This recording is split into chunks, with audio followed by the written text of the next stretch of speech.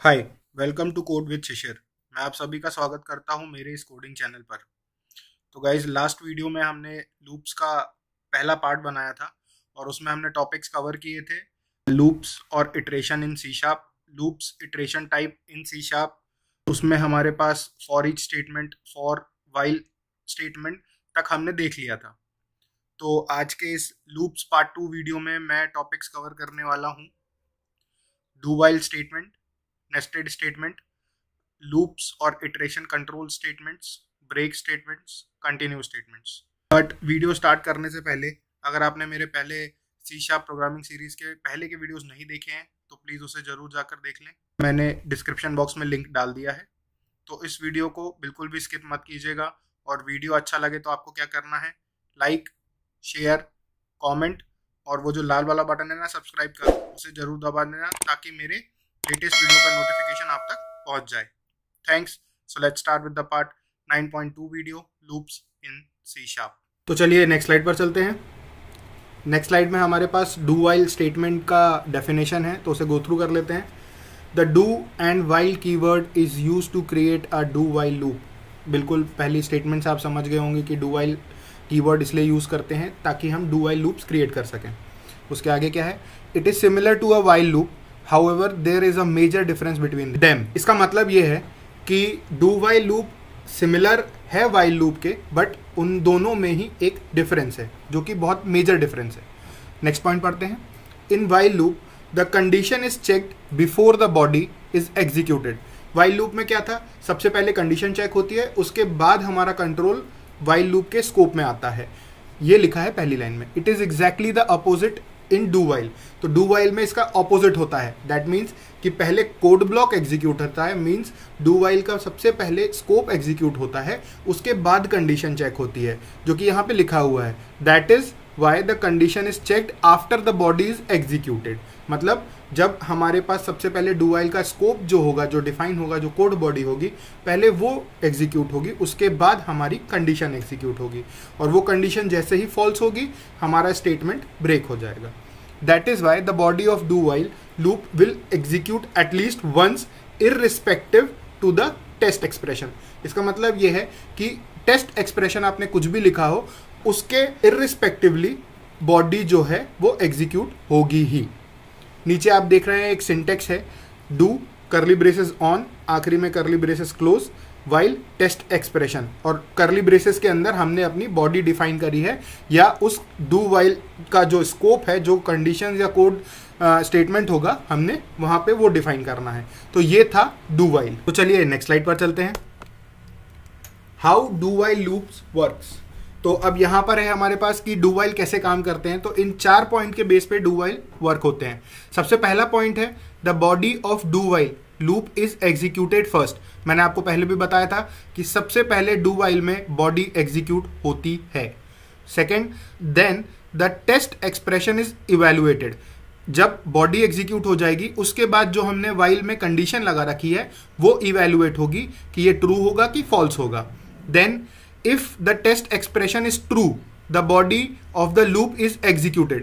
अगर एक्सप्रेशन जो इवेल्युएट हुआ है अगर वो ट्रू होता है तो वापस से डू का जो स्कोप है, जो कंडीशनल कोड है, वो एग्जीक्यूट होगा। फिर fourth point, when the test expression is false, do while loop terminates. आप समझ ही गए होंगे कि अगर कंडीशन फॉल्स हुई तो डू वाइल लूप जो है वो टर्मिनेट हो जाएगा। तो अभी हमने डू वाइल कैसे वर्क होता है वो देखा। इन 4 पॉइंट्स को आप दिमाग में रखिए और आप इजीली डू वाइल लूप का कोड लिख सकते हैं फॉर श्योर। तो चलिए अब नेक्स्ट स्लाइड पर चलते हैं। अब नेक्स्ट स्लाइड में हमारे पास है फ्लो डायग्राम डू वाइल का। तो आप यहां देख सकते हैं रेड कलर में 2 सर्कल बने हुए हैं, स्टार्ट एंड स्टॉप। इसके बीच में ही हमारा सारा कोड है। जो एग्जीक्यूशन होगा वो स्टार्ट होगा और आखिरी में जाके एंड हो जाएगा। तो आप देख सकते हैं स्टार्ट होते ही मैंने डू वाइल एक कंडीशनल कोड बना के रखा है, जहां पे आपने जो डू वाइल लूप है वो स्टार्ट किया है और उसके बीच में कुछ कंडीशनल कोड लिख रखा होगा। ठीक है, तो अब ये देखिए, जैसे कंट्रोल स्टार्ट होता है कोड ब्लॉक एग्जीक्यूट होगा पहले और उसके बाद जाएगा वो कंडीशन या टेस्ट एक्सप्रेशन चेक करने। अगर ये ट्रू हुई तो वापस से कोड ब्लॉक एग्जीक्यूट होगा और जब तक होता रहेगा जब तक ये कंडीशन फॉल्स ना हो जाए। और जैसे ही ये कंडीशन फॉल्स हुई, आप देखिए आपका प्रोग्राम टर्मिनेट हो जाएगा, जो इसके पहले हमने 4 पॉइंट पिछले स्लाइड में पढ़े थे। तो चलिए अब इस फ्लो डायग्राम को एक प्रैक्टिकल में कन्वर्ट करते हैं। उसके लिए हमें विजुअल स्टूडियो ओपन करना होगा। तो विजुअल स्टूडियो ओपन करते हैं।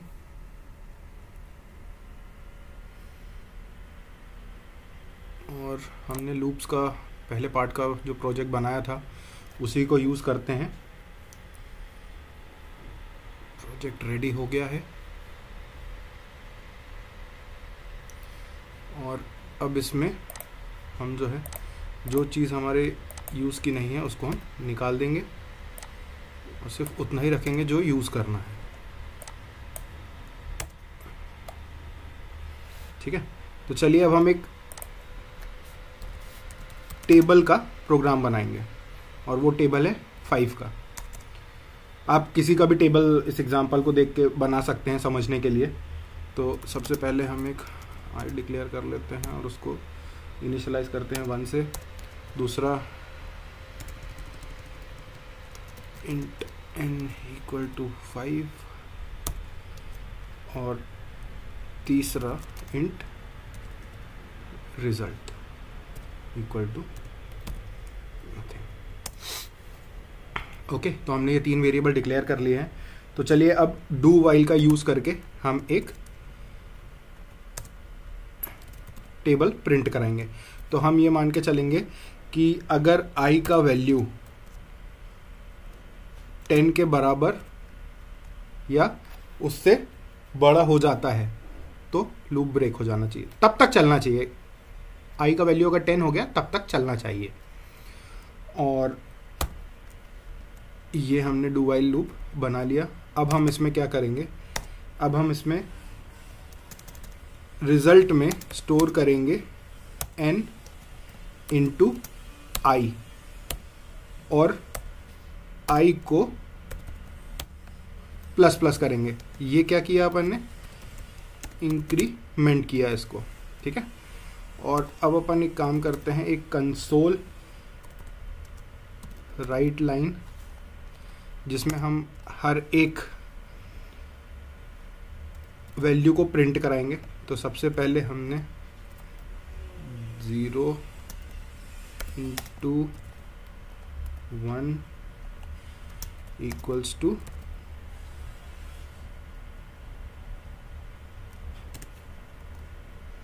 इक्वल्स टू 2 और उनके वैल्यूज होंगे n i res।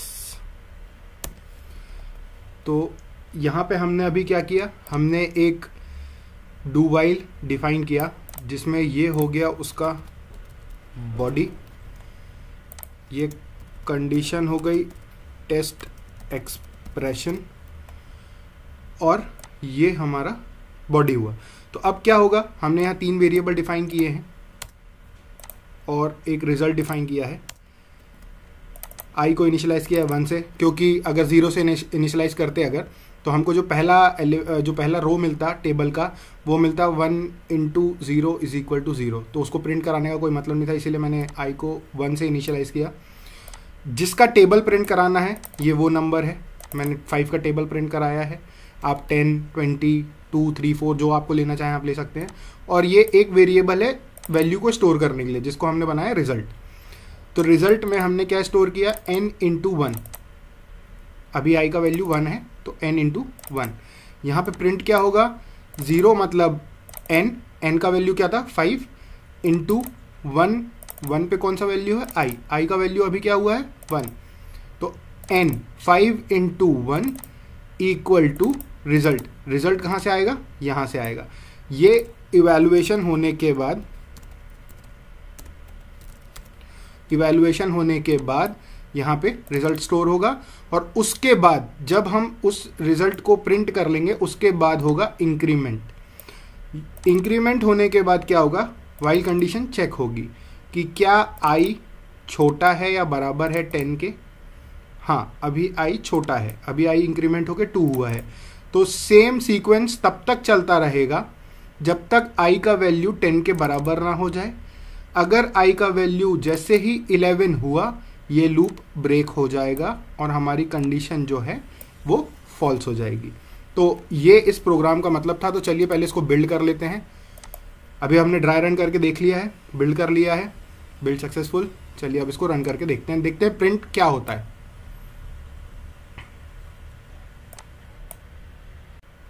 तो रन करने पर हमारे पास एक एरर आया है, input string was not in a correct format. तो ये एरर क्यों आया है मैं आपको इसको अपडेट करने के बाद बताता हूँ। तो सबसे पहले हम इसको लिख लेते हैं string.format and curly braces on.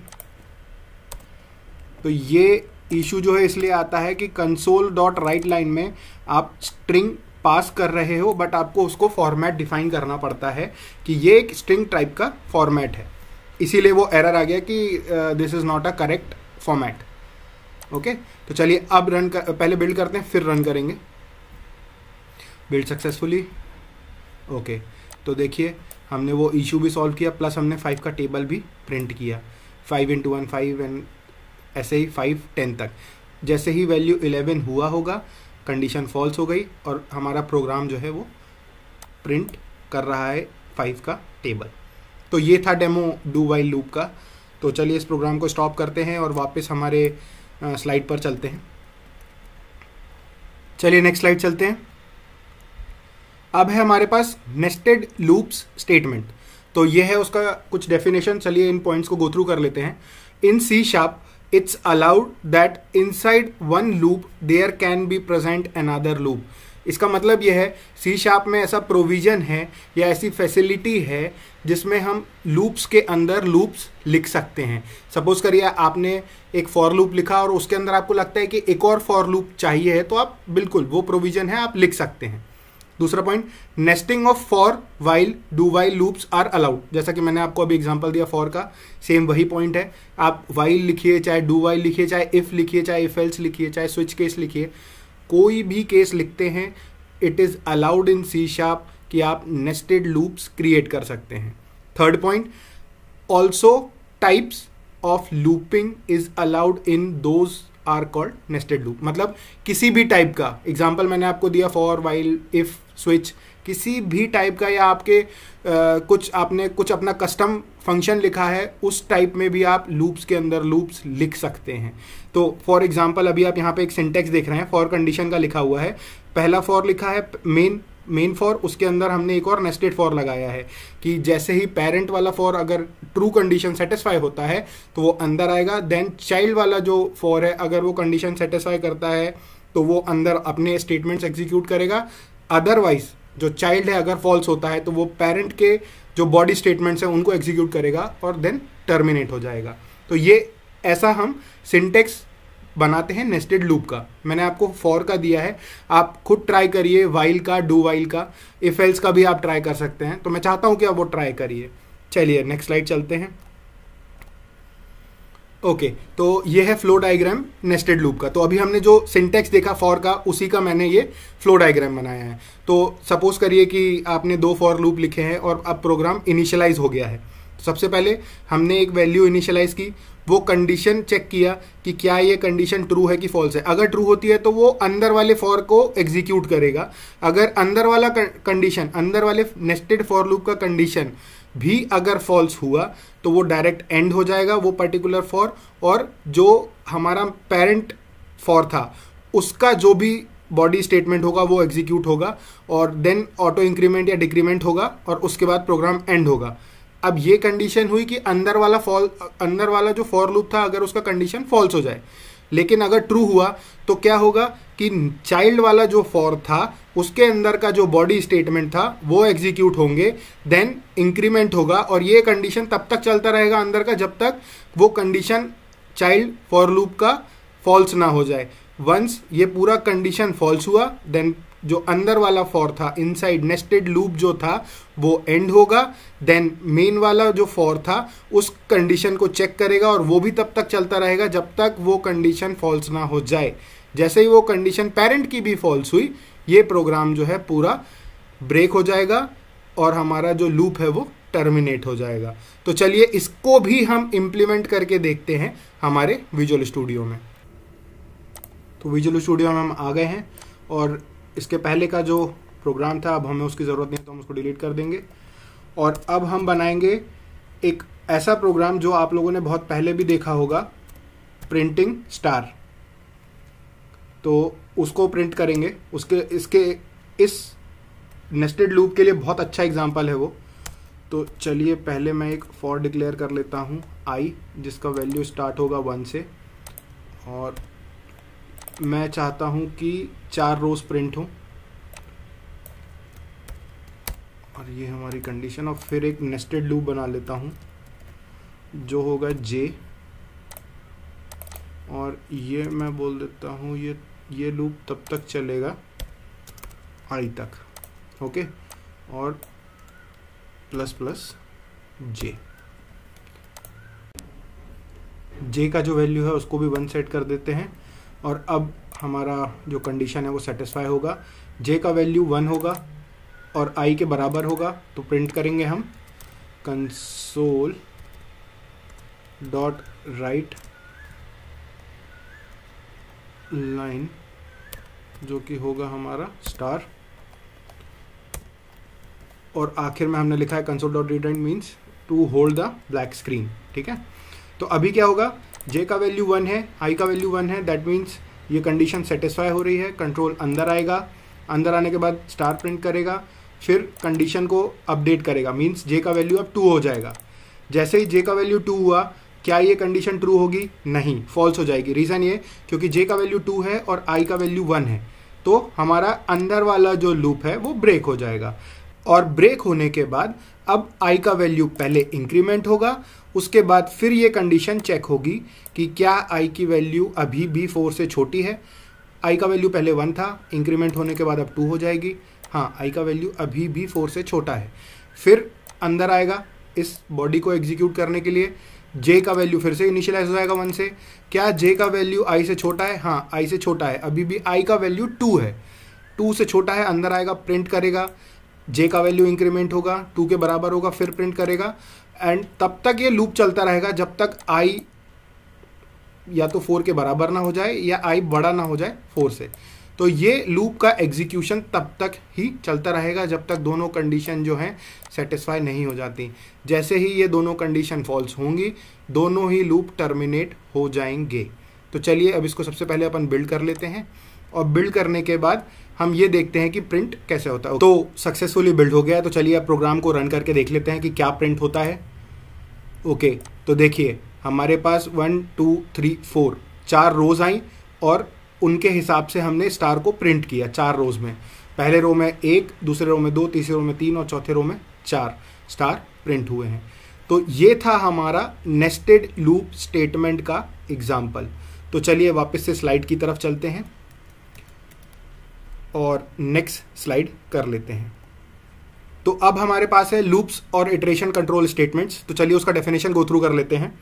Loops control statement exchange, loop control statements change execution from its normal sequence. इसका मतलब यह है कि जब भी, ये तो आपको पता ही होगा कि जब भी एग्जीक्यूशन होता है तो वो लाइन बाय लाइन होता है। तो ये ऐसे स्टेटमेंट हैं जो उस लाइन बाय लाइन एग्जीक्यूशन के बिहेवियर को चेंज कर देते हैं। अगर आपने कहीं ब्रेक लिखा तो वो उस जगह से ब्रेक हो जाएगा, अगर आपने कंटिन्यू लिखा तो वापस वो उस स्टेटमेंट पर पहुंचेगा जहां से उसने कंट्रोल को स्टार्ट किया था। तो इस पॉइंट का मतलब वो है। दूसरा पॉइंट क्या बोलता है? When execution leaves a scope, all automatic objects that were created in the scope are destroyed। बहुत ही सिंपल लैंग्वेज में लिखा हुआ है कि जब भी कभी कंट्रोल या एग्जीक्यूशन अपना स्कोप छोड़ेगा, ऑटोमेटिकली उसके सारे स्कोप के अंदर जो ऑब्जेक्ट्स होंगे वो ऑटोमेटिक डिस्ट्रॉय हो जाएंगे। तो नीचे हमारे पास एक टेबल बना हुआ है ब्रेक स्टेटमेंट और कंटिन्यू स्टेटमेंट, जो कि मैंने आपको अभी एग्जांपल देके समझाया था कि अगर हमने कहीं ब्रेक लिख दिया तो वो स्टेटमेंट वहीं ब्रेक हो जाएगा और सारे जो उसके ऑब्जेक्ट्स होंगे वो डिस्ट्रॉय हो जाएंगे। या अगर हमने किसी भी लूप में स्टेटमेंट में कंटिन्यू लिख दिया तो भी वो स्कोप को वो छोड़ देगा और वहाँ से स्टार्ट करेगा जहाँ से उसने वो एग्जीक्यूशन स्टार्ट किया था। इन दोनों पॉइंट का मतलब वो है। तो चलिए नेक्स्ट स्लाइड देखते हैं। ओके, तो अब हमारे पास है ब्रेक स्टेटमेंट का एक फ्लो डायग्राम। तो यहाँ पे आप देख सकते हैं कि एक हमने स्टार्ट पॉइंट बनाया और एक एंड पॉइंट बनाया और उसके बीच में हमारा code execution based upon condition लिखा हुआ है। तो जैसे ही प्रोग्राम स्टार्ट होता है हमने कंडीशनल कोड या बॉडी कुछ स्कोप बना के रखा हुआ है, जैसे ही वो एग्जीक्यूशन होगा और जहाँ पे हमने वो कंडीशन डिफाइन करी है उस कंडीशन में अगर कहीं भी हमने ब्रेक लिख दिया कीवर्ड, तो ये पूरा जो एग्जीक्यूशन है ये ऑटोमेटिक डिस्ट्रॉय हो जाएंगे ऑब्जेक्ट सारे, प्लस ये जो एग्जीक्यूशन है वो टर्मिनेट हो जाएगा। तो ये है हमारा ब्रेक स्टेटमेंट का फ्लो डायग्राम। अब हम नेक्स्ट स्लाइड चलते हैं। Okay, this is flow diagram of continue. Continue keyword का फ्लो डायग्राम है। इसका भी सेम स्टार्टिंग पॉइंट और एंड पॉइंट है, बीच में कंडीशनल कोड है और कंडीशनल कोड या हमारा बॉडी कह सकते हैं या स्कोप कह सकते हैं, और हमारा कुछ कंडीशन या टेस्ट एक्सप्रेशन है। जब तक वो कंडीशन एग्जीक्यूट होती रहेगी, जब तक वो ट्रू है, जैसे ही उसको हमने कहीं बीच में कीवर्ड लिख दिया कंटिन्यू, ऑटोमेटिकली वो इस पर्टिकुलर ब्लॉक को छोड़ के जंप करेगा जहाँ से उसका एग्जीक्यूशन स्टार्ट हुआ था, और ये तब तक चलता रहेगा जब तक हमको उस स्टेटमेंट की कंडीशन फॉल्स ना मिल जाए, तब तक हमारा प्रोग्राम जो है वो टर्मिनेट नहीं होगा। जैसे ही वो प्रोग्राम का कंडीशन फॉल्स हुआ, हमारा जो प्रोग्राम है उसका एग्जीक्यूशन जो है वो टर्मिनेट हो जाएगा। तो ये था कंटिन्यू स्टेटमेंट का फ्लो डायग्राम। इसके लिए मुझे नहीं लगता कि कोई हमको प्रैक्टिकल करने का ज़रूरत है। कंटिन्यू और ब्रेक नेम से ही समझ में आता है कि हम उसको कहीं भी यूज़ कर सकते हैं, और मैं ये चाहूँगा कि आप इसको करके देखिए, तब आपको और अच्छे से इसका इम्प्लीमेंटेशन समझ में आएगा। ओके, चलिए नेक्स्ट स्लाइड चलते हैं। ओके, तो हम अपने वीडियो के एंड पे पहुंच गए हैं। अगर आपको ये वीडियो अच्छा लगा हो, अगर मैंने आपकी थोड़ी सी भी हेल्प की हो, तो प्लीज़ ढेर सारा लाइक कीजिए, सब्सक्राइब कीजिए, शेयर कीजिए और कमेंट कीजिए। Thanks for watching.